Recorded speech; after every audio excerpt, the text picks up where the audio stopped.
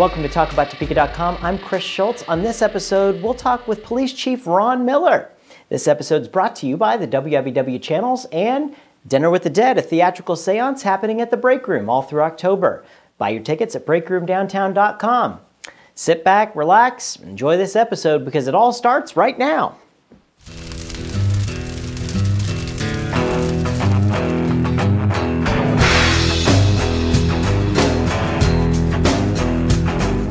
Well, when there's something strange in the neighborhood, who are you going to call? Well, call this guy, Ron Miller. How are you, Ron? Fine. Thank you for inviting me. You betcha. Ron's the chief of police here in Topeka. Thank you so much for being on the show today. Well, I want to find out a little bit about you. Tell me a little bit about your background. Well, I've been the police chief in Topeka for a little over 6 years now. I've started my 7th year here at the end of September. So it's been a very interesting time. Before I came to Topeka, I was the police chief in Kansas City, Kansas, where I spent about 34 years on the KCKPD. Rose up from the ranks of patrolman in the early 1970s all the way through to when I retired there in June of 2006, and then came here in September of 2006 as the police chief. Actually, I did not know whether I would get the job in Topeka at the time I retired in Kansas City, but I knew this was something I wanted to do, and so I pursued it and was lucky enough to be appointed in September of 2006. Wow. That would be a different setting. I mean, you kind of have the Topeka area over here, and you function with the Topeka Police and the Shawnee County Sheriffs, but you've got different police departments up in the Kansas City area that you have to function with. How did that dynamic work up there? That's true. The departments are very similar. The KCKPD is a little bit bigger than the Topeka Police Department, but they're very similar. And the populations of the two cities are within 25,000 or so. The difference between Topeka and Kansas City is Topeka is the state capital, which is sitting here in Shawnee County with the cities of Rossville and Silver Lake and Auburn surrounding it. But in Kansas City, it's part of the metropolitan Kansas City area. Okay. 2 million people, 50 communities, 9 counties, 2 states. And so it's a much bigger metropolitan area. But actually, the city of Topeka has some of the same problems that the city of Kansas City, Kansas has with regard to revenue and crime and population and demographic that exists in Kansas City. So the cities are very similar. Yeah. Well, and you've been here quite a while. So what do you think are some of the biggest challenges that you've seen in your time here in Topeka? Up until the most recent time, over the past 3 or 4 or 5 years, the challenge has been economical, and that is that we all went through the problems in 2009 of the economy. The bubble burst in the housing market. Those who've been in Topeka a long time told us that recession would not hit Topeka as hard as other places, but they also said that it would not hit as quickly as it did other places. But the bad news is it will last longer than it has in other places. So we were a little late getting into the actual recession, but then we didn't come out of it quickly as quickly as we would have liked. Sure. As the rest of the United States is putting up with that same issue. So, but for the 2013 budget, the City Council made a commitment to public safety, police and fire in our community. And the police department is going to be able to go to full staffing. They authorized us to hire 20 officers. We have another 15 or so that will be needed in 2013. They provided money for us to buy equipment that had not occurred over the last 3 years because of the economy. And so we were able to get enough money into the budget to fund the budget properly.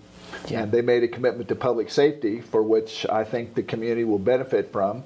Actually, thus far this year, in 2012, we have a crime reduction underway over the same period of time last year. So I think as we get more resources and are able to attack the problem of crime in neighborhoods in our community, we'll see a crime decline. Sure, and putting it into perspective, I know, when you live in a city and you have problems, you think that you're the only place in the world that has problems. But kind of putting it into perspective, what's it like for Topeka versus other, say, capital cities around our size? Comparing their crime rates to our crime rates, where do we fall into line there? Well, what we did several years ago was we began a comparison as part of the Safest Capital City campaign. We wanted to know where we were. And, there's the old Yogi Berra saying that says, if you don't know where you're going, you might end up someplace else. Yeah. And so unless you really know how you compare against the other cities, you won't really know. Yeah. So we began to compare up against approximately 12 other capital cities in the United States. The example I would give you is Phoenix, Arizona is the capital of Arizona. We're never going to be as dangerous, nor are we going to have the problems that Phoenix, Arizona has. Sure. But then on the other hand, the small states of, Maine and some of those states are very small, so we're never going to be as safe as those capital cities are. Sure. Just by size of the state and the community. Sure. So we compared up to cities that are approximately 100,000 or a little less to approximately 200,000 or a little more in that category. Mm-hmm. And what we find is that with regard to violent crime, Topeka is already one of the safer capital cities. There's a lot more violent crime in capital cities between roughly 100,000 and 200,000 people. Some cities are much more dangerous, mm-hmm. but Topeka is one of the safer cities. But when we look at property crime, we find that Topeka is not as safe as some of those other cities. So I guess if I translate that, our property crime rate's a little too high, mm-hmm. and our violent crime rate, although not where we want it to be, is really not all that bad compared to other cities. Sure.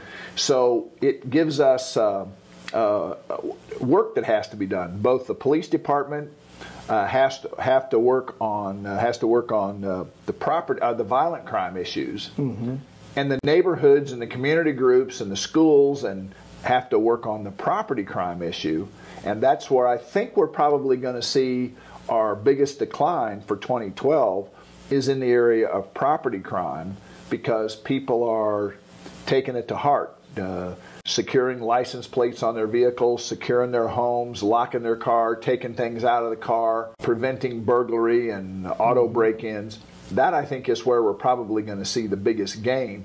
And all of that credit goes directly to the community and individuals and neighborhood groups on securing property and looking out for each other. Sure. And talking about, I know several months back, we were talking about an area called the Box, which is, 6th in Topeka to 17th in Washburn. It had a lot of crime in it. What kind of crime was happening, or what kind of crime is happening, and kind of discuss the progress of how we've been challenging with that. It's a combination of the two, actually. The Box is an area, and the reason it was named the Box is because it comprises 2 police patrol territories, and they form an almost perfect rectangle. Okay. So that's why we called it the Box. Okay. And what we find is that probably 10% of all the crime in Topeka occurs in these 2 police territories, in these 2 geographical areas. And that's pretty good size. We have 12 police territories, mm-hmm. and in this part of the central Topeka area, there's too much crime that occurs there. Yeah. But it's also a small enough area that we ought to be able to attack that problem with neighborhood groups and communities and the schools and those kind of things that occur in that area. Residents who get involved should be able to work together to reduce that crime. Well, what we want to do is establish a comprehensive crime reduction strategy for that area. Mm-hmm. And what we're going to do is use one of the captains from the patrol command who will be in charge of coordinating an effort to actually reduce the charted crimes, both violent crime and property crime, that occurs in that geographic area. We have a crime analysis unit. We're able to use all of the computer algorithms and all the crime analysis tools available to map this crime, work with the community, and make this a project to reduce crime in this area. Then if that works well, as we hope it will, we would like to recreate that in other parts of the community. In the Highcrest area, the Safe Streets and the community in Highcrest received a federal grant to do some crime prevention and community building in Highcrest. Well, if the police department is a part of that with regard to crime reduction, then the larger community benefits from all that, and hopefully we'll be able to see some pretty reasonable declines in our crime rate over the next couple of years. Sure. And mix that with the fact that you're getting some much needed relief from the budget, which is excellent. Right. So things are, in my opinion, I'm cautiously optimistic that we have both the political support and the economic support as well as the community support to drive these programs and see how well this works. And the people in the neighborhoods that really get involved in their communities, they're really there's an outpouring of people that are willing to do neighborhood watch programs. And I mean, you've got some really great citizens in the community that are willing to help the police department, and I think that's great. There are over 120 community groups in Topeka.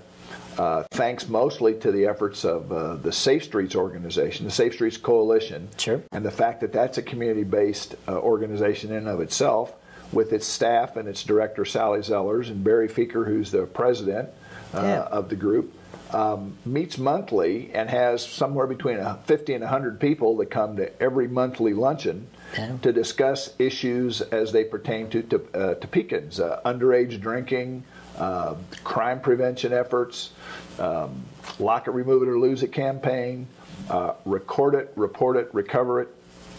That campaign all had their genesis in the Safe Streets organization, which is excellent for Topeka. Absolutely. So lots of great things, and it's fascinating to hear about keeping a city safe the size that we are when the world is going through what it's been going through. And I think that things are actually going pretty well here in Topeka for everything that's going on. I actually have said that all along. Topeka is really a good town. Yeah. It sometimes likes to criticize itself. And it depends on what's happening, whether people are critical of some function of the government or some function of the community or whatever. But the reality is, Topeka is really a pretty nice town, and as other capital cities go, one of the safer of the capital cities in our size. Yeah, absolutely. Now, recently in the press, you saw 48 Hours who had come to town and they did the whole cold case thing, and then they went through and Dana Chandler, we know what happened there. But I want you to talk a little bit about the experience of how the police department was able to work with the television station or with 48 Hours, and tell us a little bit about how all that dynamic worked. Well, that particular case, which was referred to in the police department as the Cisco Harkness homicide, occurred some years ago and has been the subject of more than one story over those number of years. But the dynamic played out in that the police department was cooperating with the district attorney's office, who was working with CBS, the 48 Hours program, in this particular story. Sure. And they had done a lot of background on this case, and they spent a lot of time filming in various places. But most of that was driven by the desire for the Shawnee County District Attorney's Office to bring this case forward. We believe, the Topeka Police Department believed from the beginning that this was a chargeable case. Now, there were some people in the police department that didn't think so, but there were some investigators in the police department who did, and obviously it predates my tenure as the police chief. Sure. But they believed it was a chargeable case. Well, the former district attorney at the time, which was accurately reflected in the story, did not believe it was a chargeable case because the case was not strong enough. Well, the new district attorney, upon his election, Chad Taylor, after he was elected, was approached about this case and wanted to do some thinking about it, wanted to research it, wanted to look into it further. And he too believed it was a chargeable case, and then it became a project. And we had detectives assigned to that case. We spent money on leads. I'll give you one interesting story on a lead. They wanted to find the seats in a car from all that time back. They wanted to find the seats in a particular car. We thought we had located this vehicle in Montana somewhere. So we sent a detective to the far northwest, Pacific Northwest, to recover the seats in this car. But the fact is, what we hoped to learn from those seats was nothing. In effect, we were eliminating an alibi, or we were eliminating evidence of an alibi. So we sent this detective all the way there with the intended purpose of finding nothing. And that's exactly what he found, was nothing. We found the car, we found the seats. There was no evidence that was supposed to be there. So I sent that detective all that way in this case with the expressed intent of finding nothing. And he found nothing, and it was successful. Now, that's just an interesting side story on the many twists and turns that this case took, and the length of time it took to investigate it and bring it to prosecution. But the prosecutor's office believed this case to be chargeable, which meant we had a lot of legwork to do. The detective that was involved in this, Sergeant Rich Voley, which was the sergeant mentioned in the story, did a lot of work. There were other detectives, Detective Doug Searcy and some other people that worked this case. This really was a mystery that was in the end solved to the satisfaction of the jury. And you know, you've got a lot of people, the Cisco and the Harkness families are certainly appreciative of all the hard work that you guys did on this case. And what I learned as a relatively new person to Topeka, what I learned is that there was a connection to these individuals into some people in our community and some families in our communities that had been here for a long time and were well-established families in the community, which made it even more important for us to get this done right. Absolutely, and it's done. That's very good. Well, you know, we're running out of time, but I can't let you go until we do the notorious lightning round here. Okay. Everybody's favorite part. All right. We're going to put 60 seconds on the clock, and I'm going to ask you a bunch of silly questions, and you give me the answers that come to your head first. Ready for this? Okay. All right. And go. If a child refuses to take a nap, are they guilty of resisting arrest? No. Okay, all right. Paper or plastic? Oh, plastic. All right, good. Okay. In your opinion, what was the greatest movie ever made? Oh, my goodness. Gone with the Wind was certainly an epic at the time, that even if you watch that movie today, and even though it's been digitally remastered and some things, but if you watch it today, it's an amazing story on about 4 or 5 different levels. So that'd have to be right up there. That's a good one. That's a real good one. Let's see, what'd you have for lunch today? I didn't have lunch today. Working through lunch. Very good. I did. I worked through lunch. If you could bring a dead celebrity back to life and ask them one question, who would it be and what would you ask them? I'd bring back Ronald Reagan, and I would ask him what he thought of the state of affairs of the United States today. A lot of people talk about being a Reagan Republican. A lot of people talk about being a Reagan Democrat. And so from that period in the 1980s, you'd have to wonder, with all the things that are going on in America today, and all the partisan things that are happening, and the polarization of the country, you'd almost have to wonder, what would Ronald Reagan say about that? What would he say about immigration? And what would he say about the economy? So it'd be an interesting discussion. That'd be an interesting speech to hear. Yes, it definitely would. Well, and we're long overdue on time there, but what's your favorite television show to watch every Tuesday night at 9:30 on MyTV? I think it's going to be talking about Topeka. There we go. Chief Miller, thank you so much for joining us. Appreciate that. Thanks for tuning into this episode of TalkAboutTopeka.com. I'm Chris Schultz. If you liked what you saw today, please help our guests spread their message by sharing our videos with your friends. You can also find us on Facebook, Twitter, and be sure to subscribe to our YouTube channel.